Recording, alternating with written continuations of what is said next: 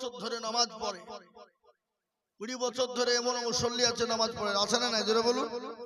দাড়ি পেকে গেছে, চুল পেকে গেছে, দাঁতে নরম, চোখে নরম, কাজ নাই। 15 বছর নামাজ পড়ে আত্তাহিয়াত ভালো করে জানে না, দুরূদ শরীফ জানে না, দোয়া কুনুত জানে না, দোয়া মাসুরা জানে না, দোয়া শোনা জানে না, ইন্না তাইনা কুল তার মধ্যেও দেখা যায় 20টা ভুল আছে না নাই? কথা কন।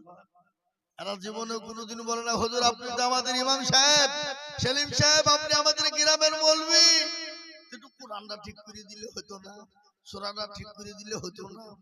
জীবনে কেন দেখছি বাইচান যদি বলি দিয়া যদি ভুল করে ফেলেই, তাহলে মৌলভী সেলিমের কাছে আমার মুখটা তুলে কথা বলা আর যাবে না। বুঝতে পেরেছেন না পারেননি?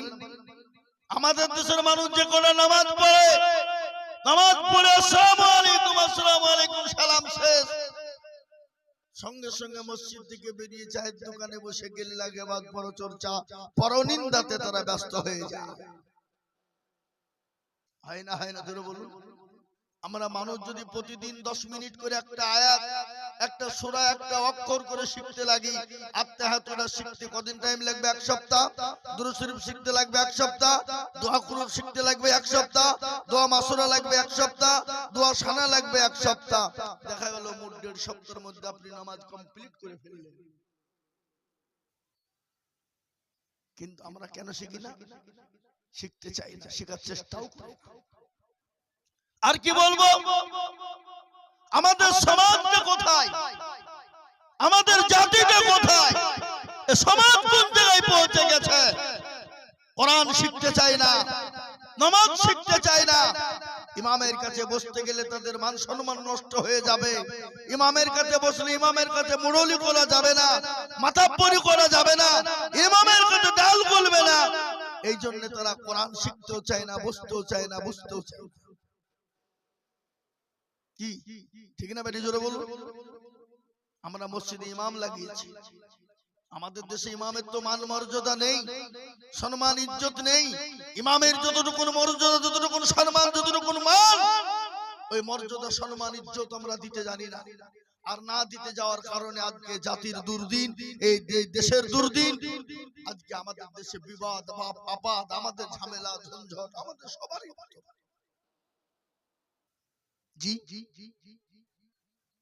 আমরা ছেলেদেরকে স্কুল কলেজে দিই তো, স্কুলে পাঠাই তো, মাস্টার করার জন্য, ডাক্তার করার জন্য আমরা বলি। আমি আপনাকে মানা করব না, ছেলেকে মাস্টার করতে মানা করব না, মানান, ছেলেকে ডাক্তার বানান, জজ বানান, ব্যারিস্টার বানান, আপনি এমএ বিএ ডিএড করান, কোনো বাধা নেই। কিন্তু আপনি আপনার ছেলেটাকে কোরআনওয়ালা বানাবেন না, কোরআন শিখাবেন না।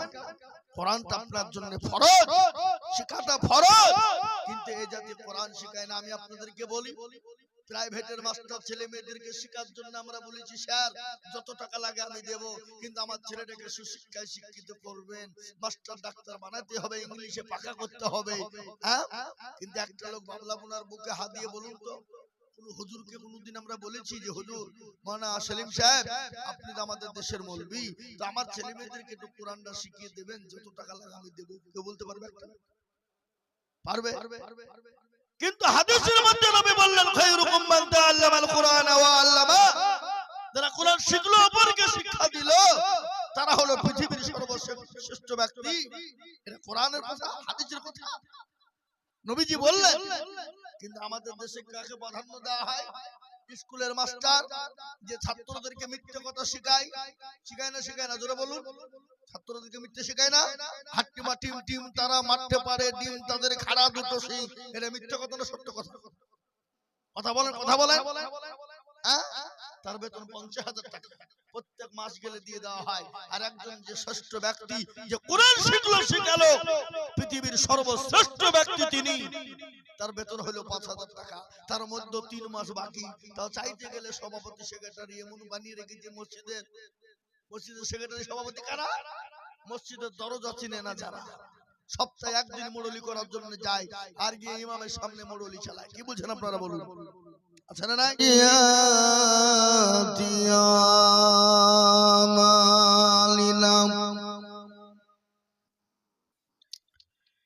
من يهده الله فلا مضل له ومن يضلل فلا هادي له ونشهد أن لا إله إلا الله وحده لا شريك له ونشهد أن سيدنا وسندنا وحبيبنا وطبيبنا وقلوبنا ومولانا محمدا عبده ورسوله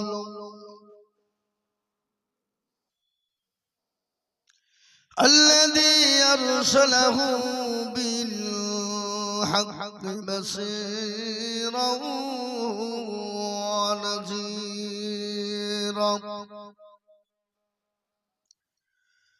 وداعيا إلى الله بإذنه وسراجا منيرا إن الله وملائكته يصلون على النبي يا أيها الذين آمنوا صلوا عليه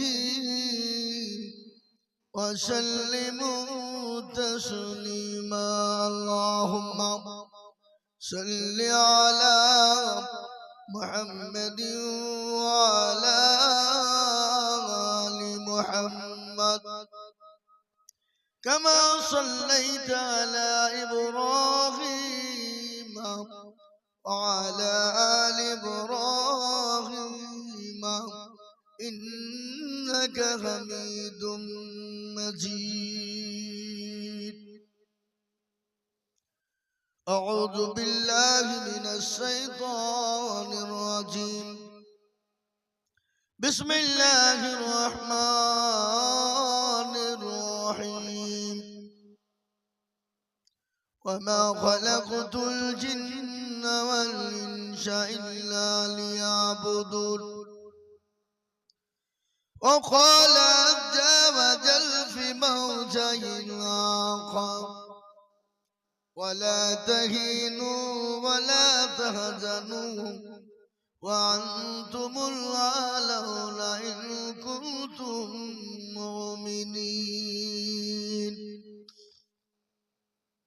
وقال عز وجل في موضع آخر قل إن كنتم تحبون الله فاتبعوني يحببكم الله ويغفر لكم ذنوبكم والله غفور رحيم قال النبي صلى الله عليه وسلم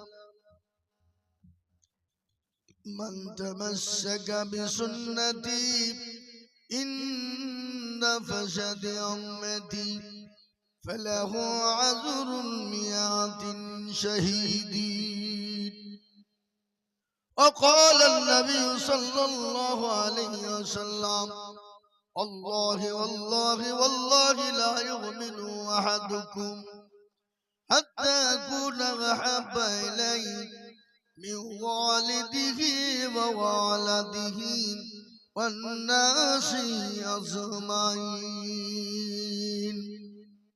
আলহামদুলিল্লাহ আজকের এই সভার যোগ্যতম সভাপতি সাহেব বিজ্ঞাপিত অবিজ্ঞাপিত ওলামায়ে দ্বীন গভীর রজনীতে ঠান্ডাকে অপেক্ষা করে দিনী মজলিসে বসে থাকা জ্ঞানী গুণী মানী সম্মানী ব্যক্তি ইসলাম দরদি ভাই ও বাপজিরা পদ্মার আড়ালের পদ্মার নাসিনা মায়েরা, খালারা, বোনেরা, সকলকে রইল শ্রেণীমতো সালাম। আল্লাহ সুবহানাহু ওয়া তাআলার লাখো শুকরিয়া, জাল্লা গভীর রজনী পর্যন্ত ঠান্ডাকে অপেক্ষা করে দিনী মজলিসে বসে থাকার তৌফিক এনায়েত করেছেন। সেই মহান স্রষ্টার দরবারে শুকরিয়া যাপন করে মহব্বতের সাথে বলি আলহামদুলিল্লাহ। একটু জোরে বলা যাবে না? তারপরে পরে পেয়ারা নবী, দয়ার নবী, মায়ার নবী জনাবে মুহাম্মদুর রাসূলুল্লাহ সাল্লাল্লাহু আলাইহি ওয়াসাল্লামের উপরে দুরূদ ও শান্তির ধারা বর্ষিত হোক, আল্লাহুম্মা আমিন। মুহতারাম বুজুর্গ দোস্ত, এই মজলিস বড় গুরুত্বপূর্ণ মজলিস, বহু দামি মজলিস। কেননা এই মজলিসের চতুর্দিককে ঘিরে নিয়ে দাঁড়িয়ে আছেন কারা? আল্লাহর রহমতের অগণিত ফেরেশতা। যখনই এই মজমা শেষ হয়ে যাবে, ফেরেশতারা চলে যাবেন আল্লাহর ইলাহি দরবারে। আজকে যে আমাদের এই বাবলাবুনায় একটা জালসা হচ্ছে, এটা আল্লাহ জানে না? জানে না? আল্লাহর নখদর্পণে আছে না নাই? আল্লাহ সব। তারপরও বলবে কোথা ছেলে বল, আল্লাহ দেখলো মই গ্রামে, বলে কোথা? বলে কেন? তোমার বান্দা মন্দিরে বসা। কিসের জন্য? আল্লাহ জাহান্নামকে ভয় করে জান্নাতকে পাওয়ার আশা। আল্লাহ বলে শোন, ওই মজলিসে বসার কারণে আমি আল্লাহ তাদের জাহান্নামকে হারাম করে জান্নাতকে ওয়াজিব করে দিলাম। জোরে বলুন সুবহানাল্লাহ। আল্লাহ কত বড় দয়াবান, তিনি তো আরহামার রাহিমিন। তিনি তিনার বান্দাকে কতটা ভালোবাসেন। মা তার সন্তানকে যত না ভালোবাসেন, তার লক্ষ কোটি গুণ ভালোবাসেন কে? একটু কথা বলে আল্লাহ। অথচ আমরা মুসলমান আল্লাহকে চিনি না, রসুলকে চিনি না, নবী চিনি না, মসজিদ চিনি না, মাদ্রাসা চিনি না, কোরআন চিনি না। আমাদের ভিতরে আছে না? আল্লাহ আমাদেরকে দুনিয়ার জমিনে বানিয়েছেন, পাঠিয়েছেন কি করতে? খেলতে, দুনিয়া করতে না। আল্লাহ বানালেন বান্দারে, আমি তোমাদেরকে বানাইলাম যে আমার ইবাদত বندگی দ্বীন আইন কানুন বিধানের উপরে চলবে। এই জন্য আমি আল্লাহ সুবহানাহু ওয়া তাআলা তোমাদেরকে বানাইলাম, নচেত আমি তোমাদের বানাইতাম। কিন্তু এই মানুষ দুনিয়ার জমিনে এসে আল্লাহ থেকে দূরে সরে, ইসলাম থেকে দূরে সরে, মসজিদ থেকে দূরে সরে, কোরআন থেকে দূরে সরে, এই সরে থাকার কারণেই আজকে আমাদের মুসলমানদের দুর্দিন। যদি বলুন ঠিক না বেটি? দুর্দিন না? আজকে মুসলমানদের এতটাই দুর্দিন। মুসলমানদের আগেও দুর্দিন ছিল, কিন্তু এতটা দুর্দিন ছিল না। এখন মুসলমানদের পরিস্থিতি, পরিকাঠামোটা কত খারাপ। আজকে মুসলমান একটাই কারণ, সেটা হলো আল্লাহ তার রাসূল সঙ্গে ভালোবাসা, মহব্বত, প্রেম প্রীতি নেই। এই জন্য আজকে আমাদের এই দুর্দশা। যদি মুসলমানের আল্লাহর উপরে, রাসূলুল্লাহর উপরে যদি মহব্বত, ভালোবাসা থাকতো, তাহলে এই জাতির কোনোদিন দুর্দশা হতো না, এই জাতির কোনোদিন কষ্ট হতো না, এই জাতি কোনোদিন মার খেত না, লাঞ্ছিত হতো না, ঘৃণিত হতো না, এই জাতিকে বেইজ্জতি হতে হতো না। আজকে আমাদেরকে সবাই চোখ রাঙিয়ে কথা বলতে লেগেছে। মুসলমান দেখলেই যেন একটা আতঙ্ক আতঙ্ক ভাব অন্য জাতি। কিন্তু বলেন তো, পৃথিবীর জমিনে সব থেকে শান্তি এবং প্রিয় সেটা হলো ইসলাম এবং মুসলমান। কিন্তু অন্য জাতি, অন্য ধর্মের মানুষরা আমাদেরকে অবজ্ঞা, অবহেলা, অবহেলিত ভাবে। পৃথিবীর জমিনে বহু ধর্ম আছে, বহু জাতি আছে, কিন্তু আল্লাহর কাছে সর্বশ্রেষ্ঠ জাতি, আল্লাহর কাছে সর্বশ্রেষ্ঠ ধর্ম, সেই ধর্মটার নাম হলো ইসলাম, সে জাতির নাম হলো কি? মুসলমান। সর্বশ্রেষ্ঠ জাতি পৃথিবীর জমিনে সেটা হলো এবং মুসলমান। আমরা এত ভালো, এত জাতি ভালো, সব ভালো, তারপরেও এই জাতি ইসলাম। আমি প্রায় জায়গায় কথাটা বলি, আজকে আমার বাড়ির পাশে বলছি তা নয়, আমি আজকেই আসাম থেকে 3 দিন পরে বাড়ি ফিরেছি। 3 দিন ছিলাম, বেলা 2টোর সময় বাড়ি ঢুকেছি। বাড়ি ঢুকে গোসল করে খাওয়া দাওয়া করে আবার বেলডাঙ্গায় জালসা ছিল, ওখানে জালসা সেরে মাগরিবের নামাজের পরেই ওখান থেকে আবার এখানে এসেছি। আমি প্রায় বলি আজকে আমাদের মুসলমানদের ভিতরে নামাজ নেই, রোজা নেই, কুল নেই, কলমা নেই, উত্তর নেই, দক্ষিণ নেই, কিচ্ছু নেই। নবীর ভালোবাসা, নবীর উপর যে প্রেম মহব্বত ভালোবাসা, সেটা এই জাতির ভিতরে। আল্লাহর উপরে যে আমাদের হুকুম, আল্লাহ যে আমাদেরকে বিধান দিয়েছে, এই বিধানটা আমরা জাতিরা, আমরা মুসলমানরা এটা মেনে নিতে পারি। আজকে বলুন, আল্লাহর সবথেকে বড় হুকুম কি? কে বলতে পারবেন? আপনারা বলুন। নামাজ। আল্লাহর সবথেকে বড় হুকুম যেটা, সেটা হলো নামাজ।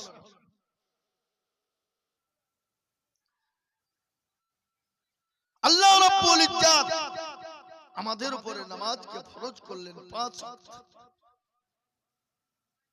কিন্তু এই জাতি আজকে নামাজ পড়ে না।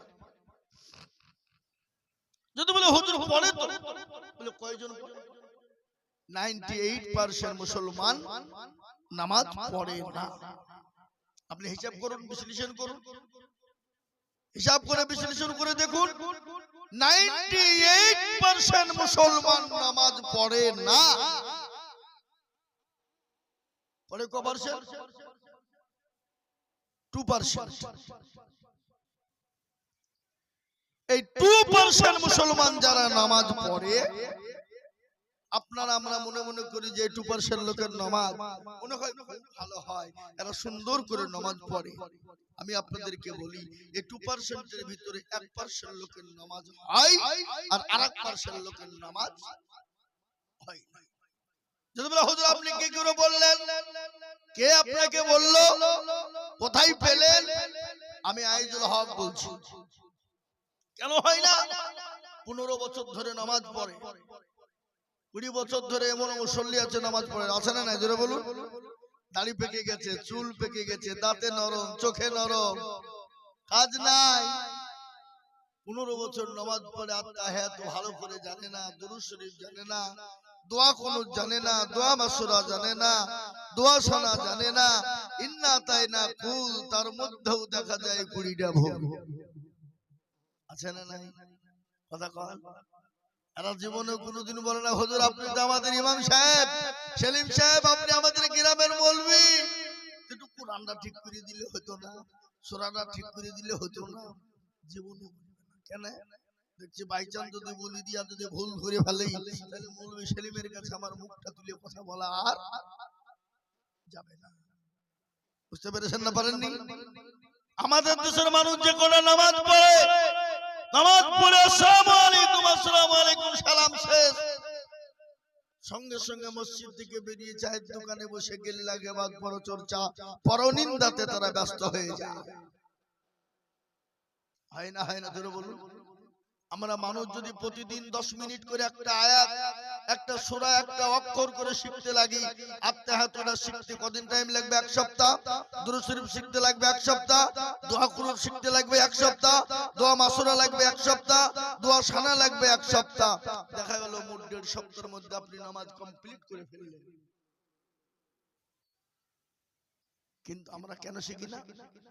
শিখতে চাই না, শেখার চেষ্টাও করি না।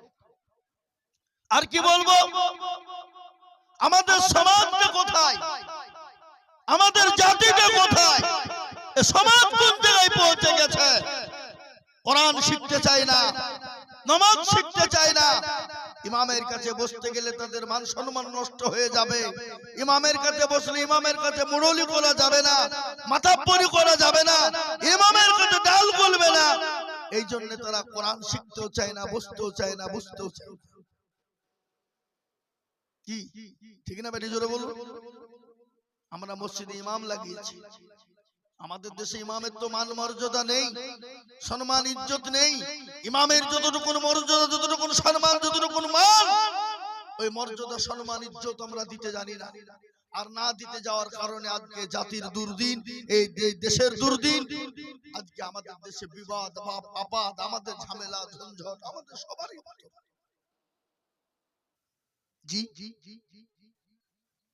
আমরা ছেলেদেরকে স্কুল কলেজে দিই তো, স্কুলে পাঠাই তো, মাস্টার করার জন্য, ডাক্তার করার জন্য আমরা বলি।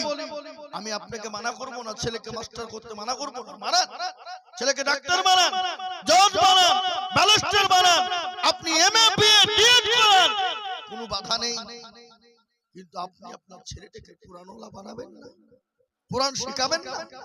কোরআনটা আপনার জন্য ফরজ, শিখাটা ফরজ। কিন্তু এই জাতি কোরআন শিখায় না। আমি আপনাদেরকে বলি, প্রাইভেটের মাস্টার ছেলে মেয়েদেরকে শেখার জন্য আমরা বলেছি, স্যার যত টাকা লাগে আমি দেব, কিন্তু আমার ছেলেটাকে সুশিক্ষায় শিক্ষিত করবেন, মাস্টার ডাক্তার বানাতে হবে, ইংলিশে পাকা করতে হবে। হ্যাঁ, কিন্তু একটা লোক বাংলা বোনার বুকে হাত দিয়ে বলুন তো,